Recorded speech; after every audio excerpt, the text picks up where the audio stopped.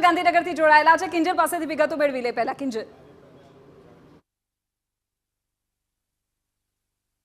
સમયમાં ગાંધીનગર લોકસભા માટે મતગણતરી છે તેની શરૂઆત થવાની છે, ત્યારે સમગ્ર કેમ્પસ એ સીસીટીવી જે કેમેરા છે તેને નજરમાં છે। આપ જોઈ શકો છો કે આ ખાસ છે સીસીટીવી વ્યુઇંગ રૂમ છે તે બનાવવામાં આવ્યું છે।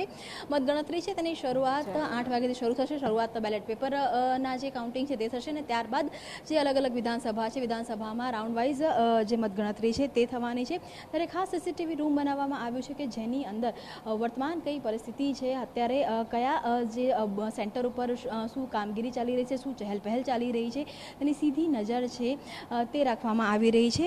તેની સાથે જ વાત કરવામાં આવે તો જે રીતે કહેવામાં આવતું હોય છે કે સચોટ પરિણામ એટલે TV9 સતત ટીવીની જે રૂમ બનાવવામાં આવી છે ત્યાં TV9 દ્વારા પણ સતત જે દેશભરના જે પરિણામો છે તે પણ જોવામાં આવી રહ્યા છે અને મતગણતરીમાં કોઈ પણ પ્રકારની કહી શકાય કે ગેરરીતિ ન થાય અને પારદર્શિકતા થાય તે માટે આ ઇલેક્શન કમિશન દ્વારા કરાયેલો એક પ્રયાસ છે।